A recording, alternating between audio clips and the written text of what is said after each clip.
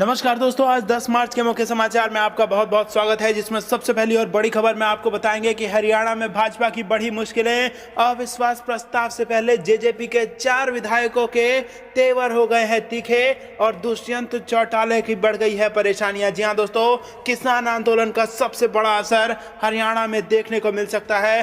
अविश्वास प्रस्ताव से पहले जेजेपी के 4 विधायक यहां पर तेवर उनके तल्ख हो गए हैं। दूसरी बड़ी खबर में जिक्र होगा कि हरियाणा विधानसभा में अविश्वास प्रस्ताव आने के बाद बदल जाएगी किसान आंदोलन की रणनीति। और तीसरी बड़ी खबर में जिक्र होगा पश्चिम बंगाल के चुनाव का। नंदीग्राम की धरती से ममता बनर्जी की हुंकार, चुनाव के बाद देखूंगी कि जीभ में कितना जोर है। दोस्तों, हर एक खबर की गहराई में आपको ले जाएंगे, लेकिन उससे पहले अगर आपको भी ऐसा लगता है कि किसान आंदोलन का बुरा असर भारतीय जनता पार्टी की राजनीति पे पड़ेगा तो आप अभी इस वीडियो को लाइक कीजिए और इस लाल बटन को दबा के चैनल को फ्री में सब्सक्राइब करके घंटी बजाकर कमेंट में लिखिए जय हिंद। दोस्तों, रुक करते हैं तमाम बड़ी खबरों की तरफ। हरियाणा में अविश्वास प्रस्ताव से पहले जेजेपी के 4 विधायकों के तीखे तेवर, दुष्यंत चौटाला की बढ़ी परेशानी। जी हां दोस्तों, हरियाणा विधानसभा में बुधवार को पेश होने जा रहे अविश्वास प्रस्ताव के गिरने को लेकर गठबंधन सरकार जहां पूरी तरह आश्वस्त है, वहीं जननायक जनता पार्टी के कुछ विधायकों के तीखे तेवर ने जजपा और उप मुख्यमंत्री दुष्यंत चौटाला का सिरदर्द बढ़ा दिया है।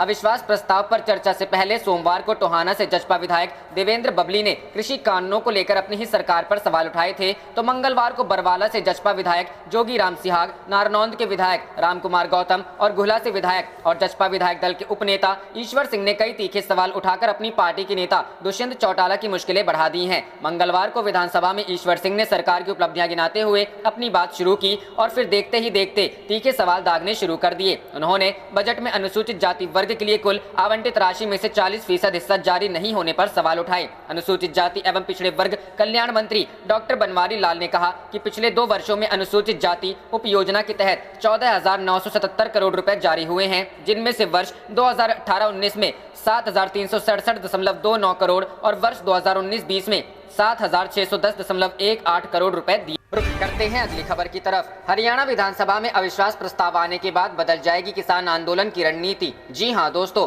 कृषि कानून विरोधी आंदोलन की आगामी रणनीति बनाने के लिए संयुक्त किसान मोर्चा की बैठक 11 मार्च को होगी। पहले यह बैठक मंगलवार को प्रस्तावित थी। मोर्चा के नेता सुरजीत सिंह फूल ने इंटरनेट मीडिया के माध्यम से यह जानकारी साझा की। उन्होंने बताया कि हरियाणा सरकार के खिलाफ लाए जा रहे अविश्वास प्रस्ताव के बाद मोर्चा आंदोलन की आगामी रणनीति तय करेगा। कृषि कानूनों के विरोध में कुंडली बॉर्डर पर 3.5 माह से आंदोलनकारी जीटी रोड को जाम करके बैठे हैं। 22 जनवरी को मोर्चा के नेताओं और सरकार के बीच बातचीत हुई थी। सरकार कानूनों को लंबित रखने और इसमें संशोधन का प्रस्ताव दे चुकी है, लेकिन मोर्चा के नेता इसे पूरी तरह से रद्द कराने पर अड़े हैं। इसके कारण बातचीत को लेकर गतिरोध बना हुआ है। इंटरनेट मीडिया के माध्यम से मोर्चा के नेता सुरजीत सिंह ने कहा कि प्रदेश की भाजपा जजपा सरकार के खिलाफ अविश्वास प्रस्ताव लाया गया है, जिस पर 10 मार्च को वोटिंग होगी। हरियाणा की भाजपा सरकार ने आंदोलन स्थल पर दंगे कराने की कोशिश करने के अलावा कई तरह के हथकंडे अपनाकर आंदोलन को दबाने की कोशिश की है। इसलिए सरकार के खिलाफ वोटिंग के लिए विधायकों पर दबाव बनाया जा रहा है। यदि इसमें हमें सफलता मिलती है तो यह मोर्चा की बड़ी जीत होगी और इससे केंद्र सरकार पर दबाव बनेगा और फिर इसी के अनुरूप आंदोलन की आगामी रूपरेखा तैयार की जाएगी। रुख करते हैं अगली खबर की तरफ। नंदीग्राम की धरती से ममता की हुंकार, चुनाव के बाद देखूंगी जीभ में कितना जोर है। जी हां दोस्तों,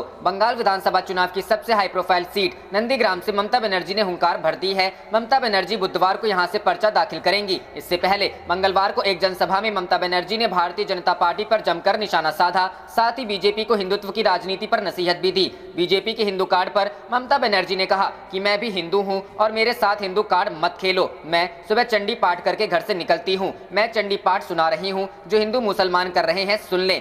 पांव खींच कर झूठ मत बोलिए। आने वाले दिनों में नंदीग्राम का मॉडल तैयार करूंगा। जनता से ममता ने कहा कि 1 अप्रैल को उनको अप्रैल फूल कर दीजिएगा। 1 अप्रैल खेला होवे। चुनाव बाद देखूंगी कि जीभ में कितना जोर है। मिठाई खाइए, जीभ की कटुता मिटेगी। पुराने सीपीएम को लेकर आई है बीजेपी। ममता ने कहा कि बीजेपी पुराने सीपीएम को यहां लेकर आई है, जिन्होंने आप पर अत्याचार किया था। उन्हें यहां मत घुसने देना। इस बार महाशिवरात्रि यहीं मनाऊंगी। जल चढ़ाकर यहां से जाऊंगी। ममता ने कहा कि मैं गाँव की बेटी हूँ। मैंने पहले से ही सोच रखा था कि इस बार नंदीग्राम या सिंगूर से लड़ूंगी। मैं नंदीग्राम का विकास मॉडल लाना चाहती हूँ। आप लोगों ने मुझे स्वीकार किया है, इसलिए नंदीग्राम आई हूँ। अगर आप लोगों को मेरा यहाँ से चुनाव लड़ना गलत लगता है तो मैं पर्चा नहीं दाखिल करूंगी। आप लोगों की स्वीकृति के बाद ही नामांकन दाखिल करूंगी। बता दें, ममता बनर्जी 3 दिन नंदीग्राम में रहेंगी, 10 मार्च को नामांकन दाखिल करेंगी। उनका मुकाबला बीजेपी के शुभेंदु अधिकारी से है, जो कभी ममता के बहुत करीबी थे। उन्होंने कहा कि जब नंदीग्राम में आंदोलन हो रहा था तो मेरे घर काली पूजा हो रही थी। जिस तरह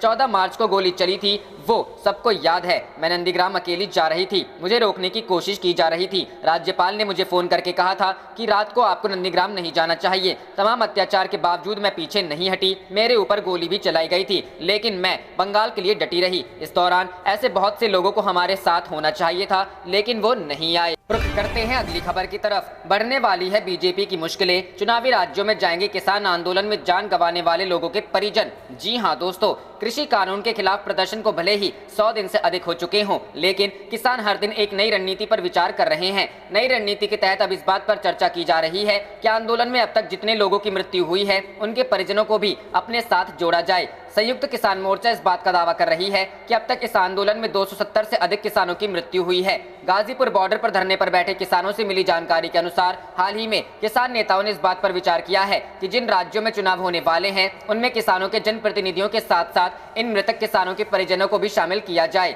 गाजीपुर बॉर्डर आंदोलन कमेटी के सदस्यों से भी इस पर राय मांगी गई है। हालांकि अभी ये कहना मुश्किल होगा कि किसान नेता इस पर कब तक निर्णय लेंगे या ऐसा होगा भी या नहीं, लेकिन फिलहाल इस बात पर चर्चा की गई है। गाजीपुर बॉर्डर पर भारतीय किसान यूनियन के मीडिया प्रभारी धर्मेंद्र मलिक ने इस पर अपनी राय रखते हुए कहा, फिलहाल मेरे पास इस तरह की कोई जानकारी नहीं है। हालांकि भारतीय किसान यूनियन के राष्ट्रीय प्रवक्ता भी इस जानकारी से वंचित हैं। उन्होंने इस मसले पर आईएनएस से कहा, संयुक्त किसान मोर्चा जो भी तय करेगा हम उनके साथ हैं। सबकी सहमति के साथ ही आगे की रणनीति रहेगी। परिवार के लोग जाएंगे तो वह अकेले नहीं जा सकते, उनके साथ कोई न कोई व्यक्ति चाहिए ही। 13 मार्च को हम जा रहे हैं, उसके बाद हम रिपोर्ट देंगे कि किस तरह से व्यवस्था की जाएगी। दरअसल संयुक्त किसान मोर्चा ने हाल ही में ये फैसला लिया है कि जिन राज्यों में अभी चुनाव होने वाले हैं वहां एसकेएम भाजपा की किसान विरोधी, गरीब विरोधी नीतियों का पुरजोर विरोध करने के लिए जनता से अपील करेगा। साथ ही संयुक्त किसान मोर्चा के प्रतिनिधि भी इस उद्देश्य के साथ इन राज्यों का दौरा करेंगे और विभिन्न कार्यक्रमों में भाग लेंगे। इसी के तहत संयुक्त किसान मोर्चा के किसान नेता बंगाल पहुंचेंगे और वहां के किसानों को संबोधित भी करेंगे। रुख करते हैं अगली खबर की तरफ। ईंधन की बढ़ती कीमतों पर बोले राहुल गांधी, टैक्स वसूली कर मित्रों का कर्ज माफ कर रही सरकार। जी हां दोस्तों, एलपीजी, पेट्रोल और डीजल की कीमतों को लेकर कांग्रेस के पूर्व अध्यक्ष और सांसद राहुल गांधी ने एक बार फिर केंद्र सरकार पर निशाना साधा है। राहुल गांधी ने वन इंडिया की एक खबर का स्क्रीनशॉट ट्वीट करते हुए आरोप लगाया कि केंद्र सरकार एलपीजी, पेट्रोल और डीजल पर आम लोगों से अंधाधुंध टैक्स वसूली कर रही है। उन्होंने कहा कि ऐसा कर सरकार अपने मित्र वर्ग का टैक्स और कर्ज माफ कर रही है। राहुल गांधी ने ट्वीट किया, एलपीजी, पेट्रोल, डीजल पर आम जन से अंधाधुंध टैक्स वसूली करके केंद्र सरकार अपने मित्र वर्ग का टैक्स व कर्ज माफ कर रही है। सच साफ है। आपको बता दें, ये पहली बार नहीं है जब राहुल गांधी ने डीजल और पेट्रोल की कीमतों को लेकर सरकार को घेरा हो। इससे पहले भी कई मौकों पर राहुल गांधी ने सरकार पर कुछ उद्योगपति मित्रों को फायदा पहुंचाने का आरोप लगाते रहे हैं। अभी कुछ दिनों पहले ही राहुल गांधी ने एक वीडियो ट्वीट कर कहा था कि जैसा कि आप जानते हो, इंटरनेशनल मार्केट में तेल के दाम पहले से कम हैं, लेकिन जब आप पेट्रोल पंप पर अपनी गाड़ियों में तेल भरते हो आपको पता लगता है कि हिंदुस्तान में पेट्रोल और डीजल के दाम तेजी से बढ़ते जा रहे हैं। ये जो पैसा आपकी जेब से निकाला जा रहा है ये आपको वापस नहीं मिल रहा है। आपके बच्चों की शिक्षा में और आपके स्वास्थ्य में ये इस्तेमाल नहीं किया जा रहा है। ये पैसा सरकार चुने हुए 2-3 बड़े उद्योगपतियों को देती है। राहुल गांधी ने कहा है कि इंडियन फोर्सेस 2.5 फ्रंट वॉर करने में पूरी तरह सक्षम है। राहुल गांधी ने कहा कि भारतीय सुरक्षा बलों को सीमा से अलग युद्ध के लिए तैयार रहना चाहिए, क्योंकि 2.5 फ्रंट के युद्ध का चलन अब पुराने दौर की बात हो चुकी है। राहुल गांधी ने ट्वीट कर कहा, भारतीय सशस्त्र बलों को 2.5 फ्रंट के युद्ध लड़ने के लिए डिजाइन किया गया है। यह अब बीते दौर की बात हो गई है, फिर भी हमें एक सीमाहीन युद्ध की तैयारी करनी चाहिए। राहुल गांधी ने कहा, यह पिछली परंपराओं और विरासत में मिली व्यवस्थाओं के बारे में बात नहीं है, यह हमारे सोचने के तरीके को बदलने और एक राष्ट्र के तौर पर कार्य करने के बारे में है। रुख करते हैं अगली खबर की तरफ। ब्रिटेन की संसद में गूंजा किसान आंदोलन का मुद्दा, ब्रिटिश सरकार ने कहा कृषि भारत का आंतरिक मामला। जी हां दोस्तों, ब्रिटेन की संसद में भारत में चल रहे किसान आंदोलन को लेकर चर्चा हुई है। ये चर्चा एक ऑनलाइन पिटीशन पर लोगों को मिले समर्थन के बाद हुई है। इस पिटीशन में ब्रिटिश सरकार से अपील की गई थी कि वो भारत सरकार पर आंदोलनरत किसानों की सुरक्षा और प्रेस फ्रीडम को सुनिश्चित करने के लिए दबाव बनाए। ये पिटीशन नवंबर महीने में शुरू हुई थी, जिस पर 1 लाख से भी ज्यादा लोगों ने साइन किए थे। मिली सूचना के अनुसार इस पिटीशन पर करीब 1.16 लाख लोगों ने सिग्नेचर किए हैं। ये चर्चा लंदन स्थित पोर्ट कुलिस हाउस में संपन्न हुई, जो करीब 90 मिनट तक चली। कोविड प्रोटोकॉल के चलते कुछ सांसदों ने घर से ही डिजिटल माध्यम से इसमें हिस्सा लिया। कुछ सांसद पार्लियामेंट में फिजिकली मौजूद रहे। किसान आंदोलन को के ऊपर विदेशी संसद में चर्चा नहीं की जा सकती। इस चर्चा पर जवाब देने के लिए प्रतिनियुक्त किए गए मंत्री निगेल एडम्स ने कहा कि कृषि सुधार भारत का अपना घरेलू मामला है। ब्रिटिश मंत्री और अधिकारी इस मुद्दे पर भारतीय समकक्षों से लगातार संपर्क में हैं और अविश्वसनीय रूप से काफी बारीकी तौर पर इस मुद्दे पर नजर रखे हुए हैं। मंत्री निगेल एडम्स ने आगे कहा, हम भारत के साथ यूएन सिक्योरिटी काउंसिल और G7 समिट में भी अच्छे परिणामों के लिए काम कर रहे हैं। दोनों देशों के संबंध वैश्विक समस्याओं को सुलझाने के काम भी आएंगे। इससे भारत और यूके में भी समृद्धि आएगी। निगेल ने आगे कहा, हालांकि दोनों देशों के इतने अच्छे संबंध होने के बावजूद ये हमें कठिन मामलों को उठाने से नहीं रोकता।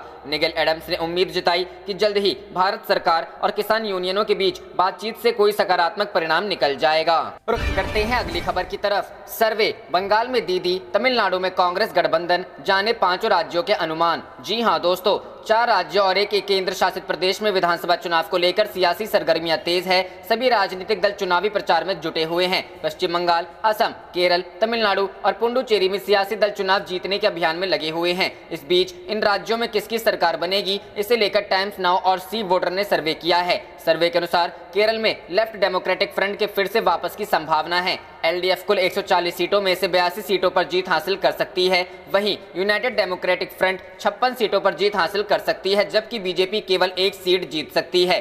सर्वे के अनुसार तमिलनाडु में सत्ता बदलने के संकेत मिले हैं। अन्ना द्रमुक की अगुवाई वाले गठबंधन को सिर्फ 65 सीटें मिलने का अनुमान है। वहीं डीएमके के नेतृत्व वाले यूपीए गठबंधन को 158 सीटों पर जीत मिल सकती है। कुल मिलाकर तमिलनाडु में यूपीए की सरकार बनने के संकेत मिल रहे हैं। वहीं पुडुचेरी में एनडीए की सरकार बनने की संभावना है। सर्वे के मुताबिक 30 विधानसभा सीटों में से उसे 16 से 20 सीटें मिल सकती हैं। रुख करते हैं अगली खबर की तरफ। असम में बीजेपी प्लस को 7 सीटों का नुकसान, कांग्रेस प्लस को 18 के फायदे का अनुमान। जी हां दोस्तों, असम में विधानसभा चुनाव से पहले टाइम्स नाउ और सी वोटर ने सोमवार को ओपिनियन पोल जारी किया। इसके मुताबिक चुनाव में भाजपा नीति एनडीए को नुकसान उठाना पड़ सकता है। हालांकि गठबंधन एक बार फिर सरकार में बनाने में कामयाब हो सकता है। पोल के अनुसार एनडीए को राज्य के 126 सीटों में 67 पर जीत मिल सकती है। चुनाव में कांग्रेस नीति यूपीए के प्रदर्शन में सुधार का अनुमान है और गठबंधन को 57 सीटों पर जीत मिल सकती है। पिछले चुनाव में यूपीए को 39 सीटों पर जीत मिली थी। इस हिसाब कांग्रेसी खेमे को 18 सीटों पर बढ़त मिल सकती है। भाजपा खेमे को 7 सीटों का नुकसान उठाना पड़ सकता है। वोट प्रतिशत की बात करें तो चुनाव में यूपीए को करीब 9% वोट अधिक मिलने का अनुमान है। साल 2016 में गठबंधन को जहां करीब 31% वोट मिले थे, अब बढ़कर 40% से ज्यादा हो सकता है। खास बात है कि एनडीए के वोट प्रतिशत में भी 1% की बढ़ोतरी हो सकती है। ओपिनियन पोल में एनडीए को 41.9% के मुकाबले 42.9% वोट मिल सकते हैं। रुख करते हैं अगली खबर की तरफ। अमित शाह के 7 सवाल पर केरल सीएम ने की सवालों की बौछार, पूछा स्मगलरों से आरएसएस का क्या रिश्ता। जी हां दोस्तों, केरल के मुख्यमंत्री पिनराई विजयन ने केंद्रीय गृह मंत्री और बीजेपी के वरिष्ठ नेता अमित शाह पर पलटवार करते हुए उनसे ही गोल्ड स्मगलिंग केस में सवाल पूछे हैं। एक दिन पहले ही अमित शाह ने केरल में चुनावी सभा को संबोधित करते हुए gold and dollar smuggling case में 7 सवाल पूछे थे। शाह ने कहा था कि केरल की सरकार में सोने और डॉलर की तस्करी के लिंक जुड़े हैं। शाह ने जांच एजेंसियों के हवाले से कहा था कि राज्य में होने वाले सोने की तस्करी के लिंक राज्य की सत्तारूढ़ वाम सरकार से जुड़े हैं। उन्होंने कहा कि कस्टम डिपार्टमेंट ने केरल हाईकोर्ट को बताया था कि तस्करी के आरोपियों ने मुख्यमंत्री विजयन,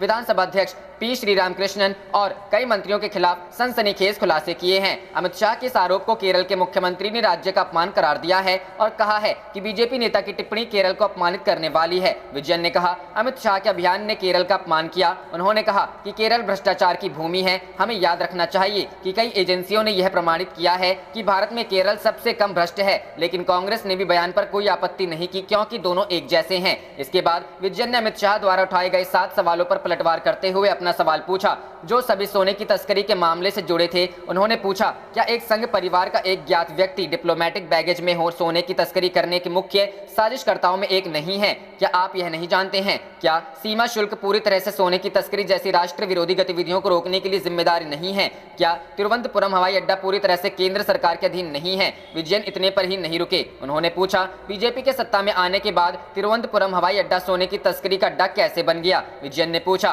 क्या संघ परिवार के लोग सोने की तस्करी को सुविधाजनक बनाने के लिए तिरुवनंतपुरम हवाई अड्डे पर विभिन्न पदों पर जानबूझकर नियुक्त नहीं किए गए? जांच सही तरीके से चल रही थी, फिर क्या जांच दिशा नहीं बदली गई? जब यह आपके अपने लोगों की ओर इशारा करने लगा तो क्या वह पार्टी आपकी पार्टी चैनल का प्रमुख नहीं था, जिसके कहने पर आरोपियों ने कहा था यह डिप्लोमेटिक बैगेज नहीं है। उन्होंने कहा कि इन सवालों का जवाब अमित शाह को देना। रुख करते हैं अगली खबर की तरफ। जरूरत पड़ी तो संसद पहुंचेंगे ट्रैक्टरों पर लाखों किसान, टिकैत ने किया आगाह। तोमर को बताया बगैर अधिकारी का कृषि मंत्री। जी हां दोस्तों, भारतीय किसान यूनियन के नेता राकेश सिंह टिकैत ने सोमवार को कहा कि आवश्यकता पड़ी तो 3 नए कृषि कानूनों को निरस्त कराने के लिए लाखों की संख्या में किसानों ट्रैक्टरों पर संसद पहुंचेंगे। टिकैत ने नरेंद्र सिंह तोमर का नाम लिए बिना उन्हें बिना अधिकार का केंद्रीय कृषि मंत्री बताया। केंद्र के 3 कृषि कानूनों को वापस करने की मांग को लेकर दिल्ली की विभिन्न सीमाओं पर चल रहे किसान आंदोलन के प्रमुख किसान नेता टिकैत ने सोमवार को यहां किसान रैली में कहा, यदि जरूरत पड़ी तो हम 3 काले कानूनों को रद्द कराने के लिए लाखों की संख्या में ट्रैक्टर पर संसद पहुंचेंगे।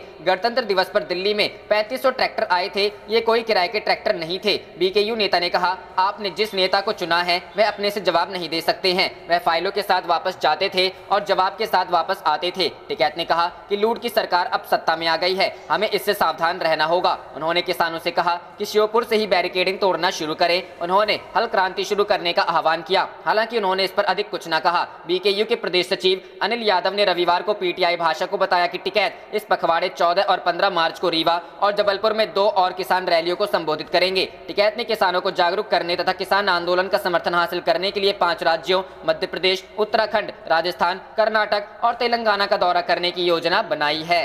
रुख करते हैं अगली खबर की तरफ। महिलाओं ने थामी किसान आंदोलन की कमान, बोली मांगे पूरी होने तक यही डटी रहेंगी। जी हां दोस्तों, केंद्रीय कृषि कानूनों के विरोध में सोमवार को अंतर्राष्ट्रीय महिला दिवस पर किसान आंदोलन की कमान महिलाओं ने थामे रखी। मुख्य मंच से किसानों को संबोधित करते हुए महिलाएं बोली, आखिरी सांस तक बॉर्डर पर ही डटी रहेंगी, लेकिन जब तक मांगे पूरी नहीं होती तब तक पीछे नहीं हटेंगी। इस दौरान महिलाओं ने न सिर्फ मुख्य मंच को खुद संभाला, बल्कि मंच के सामने भीड़ भी महिलाओं की ही रही। मंच से महिलाओं ने लगातार हुंकार भरी और आंदोलनरत किसानों में अपने भाषणों से जोश भरा। इस दौरान महिलाओं ने बारी बारी से किसान नेत्रियों के भाषण के लिए आमंत्रित किया। इस दौरान उल्लेखनीय है, योगदान देने वाली महिलाओं को सम्मानित भी किया गया। किसान आंदोलन के दौरान संयुक्त किसान मोर्चा ने महिला दिवस पर आंदोलन की कमान महिलाओं के हाथों में देने का निर्णय लिया था। पूर्व घोषित कार्यक्रम के अंतर्गत सोमवार को महिलाओं ने न सिर्फ आंदोलन की कमान संभाली, बल्कि किसानों के साथ कंधे से कंधे मिलाकर आंदोलन को मजबूती दी। महिलाओं ने मंच से आह्वान किया कि 3 कृषि कानून वापस होने तक भी वापस नहीं जाएंगी।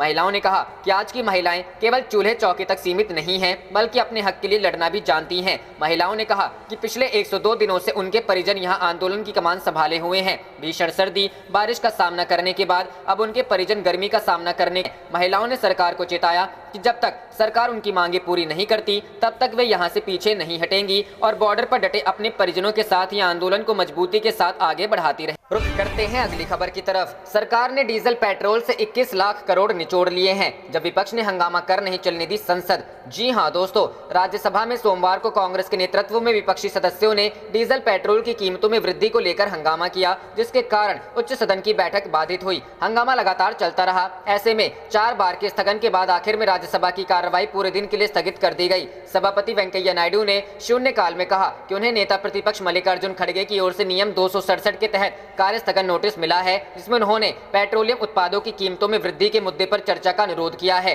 नियम 267 के तहत सदन का सामान्य कामकाज स्थगित कर किसी अत्यावश्यक मुद्दे पर चर्चा की जाती है। नायडू ने कहा कि उन्होंने इसे स्वीकार नहीं किया है, क्योंकि सदस्य मौजूदा सत्र में विनियोग विधेयक पर चर्चा के दौरान एवं अन्य मौकों पर इस संबंध में अपनी बात रख सकते हैं। हालांकि नायडू ने नेता प्रतिपक्ष को सदन में इस मुद्दे का उल्लेख करने की अनुमति दी। खड़गे ने पेट्रोल, डीजल और घरेलू रसोई गैस की कीमतों में खासी वृद्धि होने का जिक्र करते हुए इसे ज्वलंत विषय बताया तथा इस संबंध में चर्चा कराने की मांग की। उन्होंने कहा कि पूरे देश में लोग पेट्रोलियम उत्पादों की कीमतों में वृद्धि को लेकर आंदोलित हैं। वरिष्ठ कांग्रेस नेता ने कहा कि पेट्रोल की कीमतें लगभग 100 रुपए प्रति लीटर तक हो गई है, जबकि डीजल की कीमत 80 रुपए प्रति लीटर से अधिक हो गई है। उन्होंने इसी प्रकार रसोई गैस की कीमतों में भी वृद्धि हुई है। खड़गे ने कहा कि सरकार ने पेट्रोलियम उत्पादों पर उत्पाद शुल्क और अन्य कर लगाकर 21 लाख करोड़ रुपए जुटाए हैं, जबकि कीमतों में वृद्धि के कारण किसान और आम लोग परेशान हैं। कांग्रेस के नेतृत्व में विपक्ष इस मुद्दे पर चर्चा की मांग करता रहा, लेकिन सभापति नायडू ने इस पर चर्चा की अनुमति नहीं दी और सदन में प्रश्नकाल शुरू कराया। इस दौरान विपक्षी सदस्यों का हंगामा जारी रहा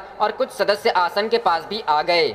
रुख करते हैं अगली खबर की तरफ। राहुल गांधी बोले, आरएसएस की विचारधारा से सीधे संघर्ष के लिए कांग्रेस के युवा बाहर निकले। जी हां दोस्तों, कांग्रेस के पूर्व अध्यक्ष राहुल गांधी ने पार्टी के फ्रंटल संगठनों के पदाधिकारियों का आह्वान किया कि वह आगे निकलकर राष्ट्रीय स्वयंसेवक संघ की विचारधारा से संघर्ष करने के लिए बाहर निकले, क्योंकि यह विचारधारा देश को खोखला कर रही है। संवैधानिक संस्थाओं में अपने लोगों को बैठकर ऐसा जाल बुनने में लगी है कि कोई भी सत्ता में आए हो वही जो उनकी कार्यशैली सुनिश्चित करे। राहुल का साफ मानना था कि पार्टी के युवा संगठनों के लोगों के बीच जाकर यह बताना होगा ताकि वह सावधान हो सके। सूत्र बताते हैं कि उन्होंने ज्योतिरादित्य सिंधिया का भी जिक्र किया, कथित रूप से यह कहते हुए कि यदि वह कांग्रेस में रहते तो मुख्यमंत्री बनते, भाजपा में वह बैक बेंचर बनकर रह गए हैं। आप देख रहे थे आपका अपना चैनल जय हिंद जय भारत।